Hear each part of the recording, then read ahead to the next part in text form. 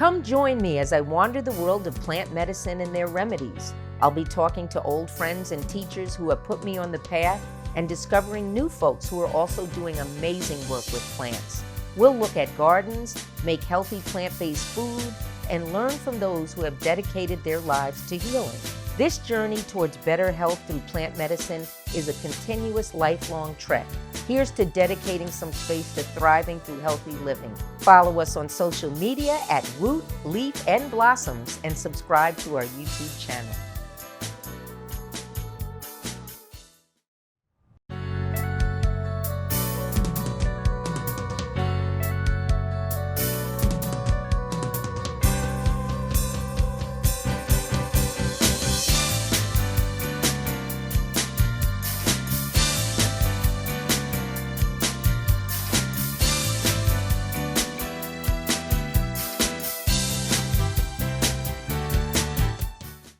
Okay, so let's go ahead and put the kale and the collard greens back inside of the bowl here. Okay, in the bowl. And we're going to slice up the mushrooms. And then by the time we finish slicing the mushrooms, guess what's going to be ready? What's ready? The broth. The broth. Yeah, and we're going to transfer the broth to the off of the heat and put our little saucepans on there. So tell us about the mushrooms. What kind? Oh my gosh, we've got 4 different kind of mushrooms. We've got a portobello mushroom. Okay. We've got white mushrooms. Okay. We've got shiitake mushrooms. Okay. And there is a teeny little paste of oyster mushroom. Oh, you have an oyster mushroom. Very good. But let me tell you why the mushroom is so key. Remember, I'm vegan, but one of the things that vegans love, like most people who eat meat, is texture. Yes. And this gives you that sense of chewiness that you're accustomed to doing with meat. Let's start with the portobello. Okay. And what I want you to do with your portobello is I want you to do a kind of a thick slice, like about this thick, about a ½ inch thick. Okay. And we're going to kind of leave them in really big chunks. So once we get them, you might get 5 slices out of it. Okay, got even And then less. we're just going to cut it in half. And then we're going to put it back in the bowl over here, because that's going to be the last thing we cook. And then we're going to take the shiitake mushroom. And the way I cut the shiitake, I just cut off the end piece, and then I just slice. 1, 2, 3, 4. And when I get to that middle slice, I just go right down to the stem, and then I continue. And then we're going to go ahead and do the white mushroom. So what you kind of want to do with your mushroom is that just like you're doing right now, nice, even, hearty sizes. Even hearty sizes. Yes, because we want to chew, we want to bite down into this mushroom. Okay. And experience all that texture and flavor. And what I love about mushroom is that when you get it cooking a certain kind of temperature with a certain kind of, that's your oyster. Go ahead and slice that one up. Okay, slice that I one up love too. the texture. Have you eaten oyster mushroom before? Yes, I do. It's got such a great texture. And I kind of just have a stem, so I'm just slicing it up into like 4 pieces. And guess what?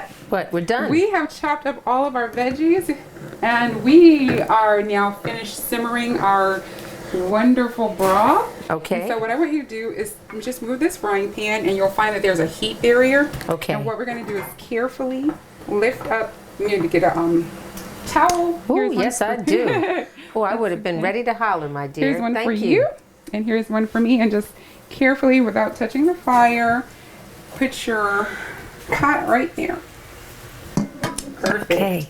So that, believe it or not, is still cooking. Go ahead and take your saucepan, and now we've got some olive oil. Okay. Take a teeny bit of olive oil just to cover the bottom of the pan. Perfect. And I will take some as well, and go ahead and start putting some of your onion and garlic and shallots. And now we're going to turn the stove up a teeny bit more where we can get some more action going. Well, you know I like to turn it up.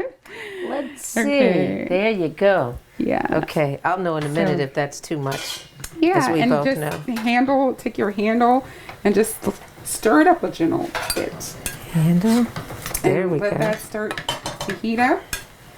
You'll start to hear that sizzling going. It's starting to smell good already. Love the aroma. Yeah, and check on your broth, see how it looks. Oh, now that's Oh, ready. you're right. It's Look still how- cooking. You see how much darker it got with that star anise? Yes. Yeah.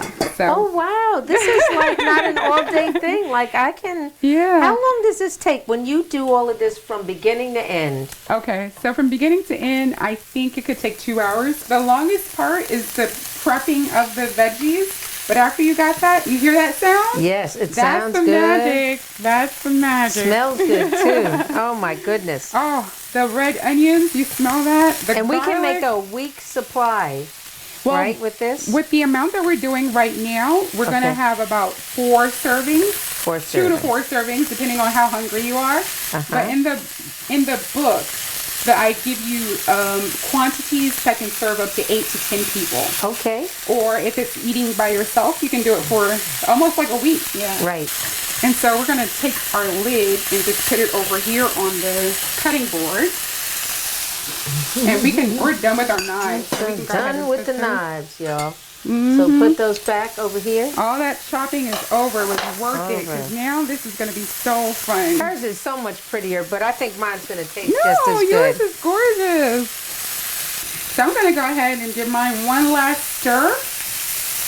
As you can see, how amazing and beautiful that looks, but the smell is where the incredible part is. And guess what? We're going to do it all over again. We are. Okay. This time we're going to do it with some of the Greens. The greens. are nice. Okay. Now, what you're going to do is add some of your liquid aminos to Okay. yours right now. You want me to add Okay. it for you? Please. Thank you. Okay. Liquid aminos. And why am I doing that? Flavor galore. This is where you're going to get your kind of salty taste from. But these are liquid aminos are also a great source of amino acids. Those proteins, those fatty chain proteins that our bodies need as well. And it's also vegan. Okay. All right, well, I've got my onion in. I'm going to start like you.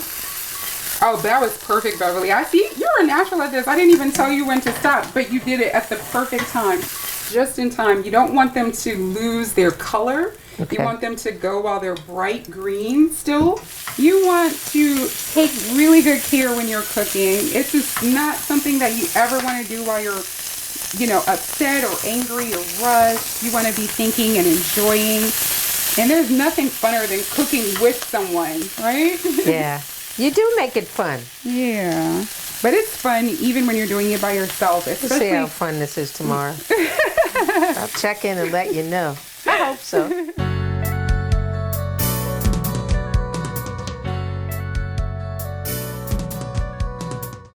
All right, now is the magic, the fun part. So go ahead and put your pot back on the stove. And just a teeny bit of olive oil. Let's just grab a handful because we want to have them flat directly in the pan so that they can all like evenly surface touch the heat. Okay. Yeah, it's not like the greens that's going to all get the heat. So we want to have every little piece, and then we're just going to leave it. No stirring. You can take your spoon. Okay. And now we are overdue for a nice stir of our soup. Look at how those onions and jalapeno peppers and collards and kale are looking inside of this beautiful broth. Ah, it's just incredible. Still cooking, like you said. Yep, it's gonna keep cooking. Go ahead and give your mushrooms a little stir Okay. or a little flip over if you're able to.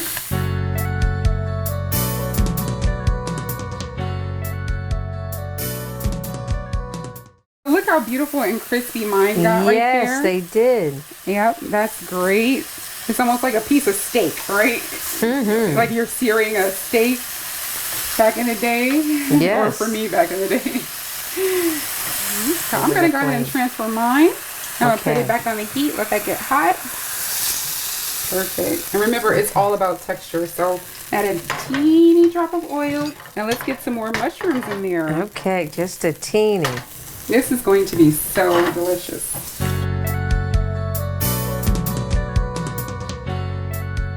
And then the final part of this amazing recipe is, like you just mentioned, are the noodles. Now what's amazing about these noodles is that they're not really noodles in the traditional way. They're actually made out of a Japanese root called shirataki. Shirataki. They have wow. 0 calories, 0 sodium, 0 everything. And what they do is they just mimic a noodle.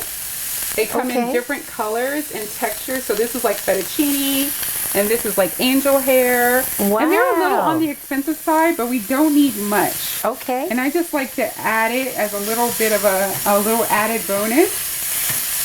And you'll see what we're going to do as soon as we finish with this last little batch of mushrooms. Okay. So we can turn this stove off. So let's just transfer our pot back up here. Okay. And let's just give it a good stir. A good stir. Mm-hmm. Oh my gosh, this is so beautiful.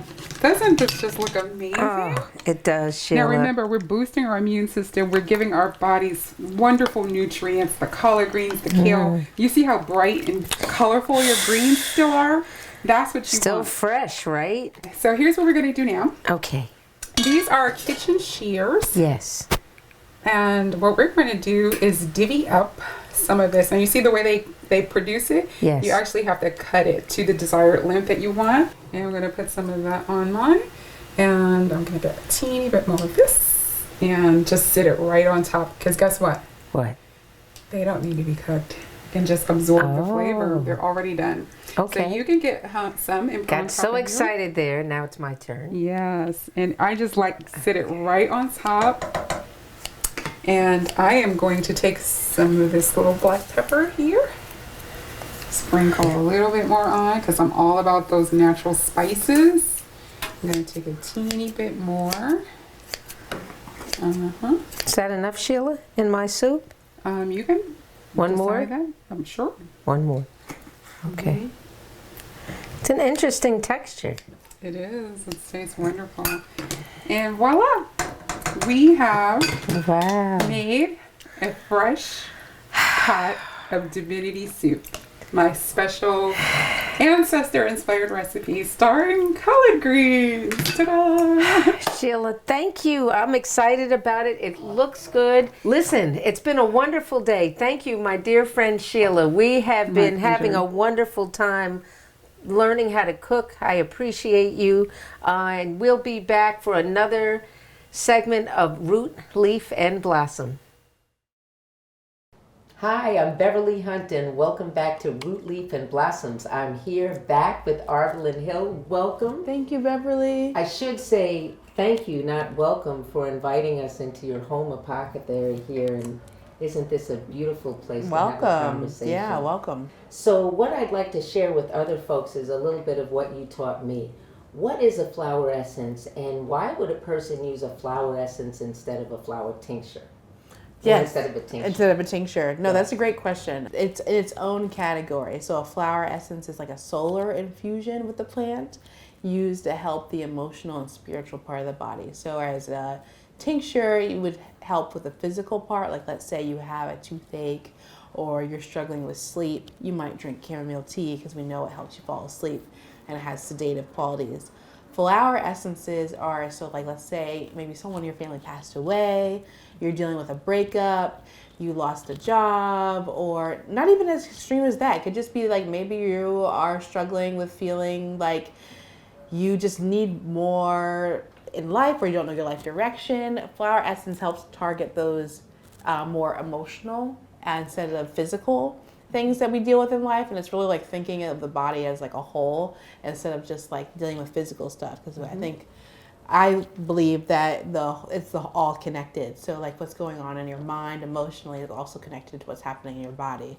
So flower essences, each flower represents a different way it can support you, and whatever you choose, then it can help you with whatever emotional things you're dealing with.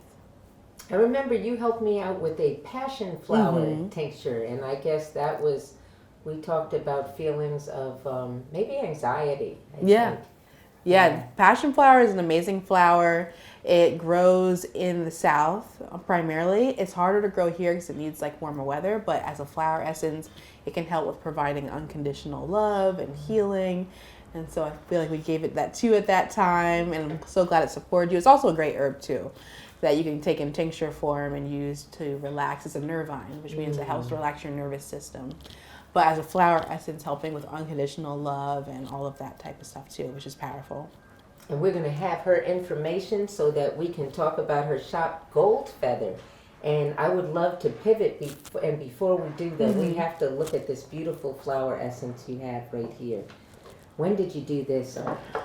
I taught a class, Flower Essences and Herbs for Ancestral Connection, at Twin Star, which is the place that I went to herbalism school, and now I've been teaching classes for them on Zoom. Okay. So I showed the class in a demo how to make a flower essence, and that's the one thing I love about flower essences is that it's so cheap and accessible. All you need is like a glass bowl, water, and then a flower. So I made one with pink carnations, and we just looked it up, and it actually represents gratitude. So I thought that was pretty cool. I want to pivot for 1 minute because I want everyone to know all about RB's goodies. RB has an apothecary, and she has all kinds of things. And the first thing I saw was the what do they call it? The little shiny beads. When I saw your pressed flower phone cases, would you like folks to see these for a moment? I'm going to put up a couple. For sure. Yeah, these are really fun. I've been making them for a couple of years now with resin. And so I press flowers from my garden or out in fields and use resin to preserve them into a case. So I like to say it's like a little totem of nature in your pocket. And I've been getting creative and preserving. Sometimes I find butterfly wings out that butterflies had shed, or feathers or other things in nature, I try to preserve them too. But this is cosmos and goldenrod. We want to talk about her medicine for a moment. You gave me the gift of something that I am going to treasure. What is this? Can we talk about this for a That minute? is my Goddess Glow face serum. So it's infused with yarrow in sunflower oil with tea tree. So it's really good for your skin. It's like great to put on at night, and it's just like you wake up feeling so supple and nice. It's like it's just a nice way to give yourself a self-care treat at the end of the day. And that's been a really popular serum. A lot of people have been ordering it off of the online shop, and it's definitely like one of the top things that I sell, for sure. So we know about this. What is this here? That is a St. John's wort oil. So that is for applying to your skin if you have a bruise or a scar or any type of bump. You would use St. John's wort. Okay. A bruise or a scar. Oh, I've seen this, and I am going to have to get one of these before I this leave. is my Ancestral Connection tincture, which is a tincture to help you connect with your ancestors. It has flower essences in it too, like forget-me-not, remembering you to forget those who have, don't forget those who have passed away. It's also got some other herbs like yarrow and tulsi, which are more like adaptogen, relaxing, because I really feel passionate about ancestral connection and healing from the trauma that our ancestors. I'm Black, so I know that my ancestors were enslaved. I also have indigenous ancestors, so I carry a lot of the trauma and the joys that they experienced. So something that I'm really passionate about with my herbalism and flower essence work is healing and breaking those cycles, so that the next generation that comes after me is able to do what they need to do and be healthy and happy. So yeah, I love this tincture. It's definitely one that's like very near and dear to my heart, for sure. And I think I saw this online. Please tell me about this. Tell all of us. Yeah, that's the nettle rosemary hair rinse. So I have locks. I've had locks for over most of my life, since I was 7 years old. Okay. And I found out in the past couple of years about how apple cider vinegar is so great for locks in terms of getting rid of product buildup and cleansing them. So I thought I'd make a rinse for people. And even if you don't have locks, apple cider vinegar is great for your hair, cleansing and getting dandruff on your scalp. But I infused it with herbs that are also really good for your hair. So it's just like ACV rinse, but taken to the next level, like herb infused. And finally, I see something else there. Yeah, this is the Moontime Oxymel. So Moontime is like your periods. You can use this to help with cramps as well, and it has different herbs that support your cycle. So this is the Moontime Oxymel, and it's made with ACV, so it's a non-alcoholic tincture. So even if you're like, I think about young people who might not be old enough to have alcohol in their tincture, or if you want to give it to kids, this is alcohol free. How do you make that substitute? You could use apple cider vinegar, or you could use vegetable glycerin. That's another popular, like, non-alcoholic way to make tinctures. But I prefer teas. I think teas are the best. So if there's a certain herb that, like, maybe I would recommend to a kid, I'd say to have them take it in a tea form. And I think it's just more natural. Kids, like, love tea parties. And it's a little easier than probably getting a child to, like, take a tincture, which might be very unfamiliar. Herbalist, teacher, educator, we thank you so much for letting us join you in your space, and thank you for joining us for another edition of Root, Leaf, and Blossoms. What are you growing in your gardens this year? Send us your favorite pictures and videos, and we'll show off some of the best ones. Also, if you're watching us on YouTube, please like us and subscribe. You can also continue the journey on our website.